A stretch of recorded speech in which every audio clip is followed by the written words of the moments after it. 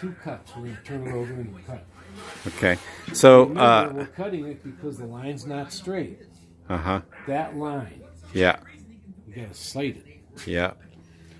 We're going to ride it on this bigger fence so that just the outside hit. Okay. At the long points. Okay. Okay. You have to make 2 cuts. It might not be perfect. Well, these don't need much.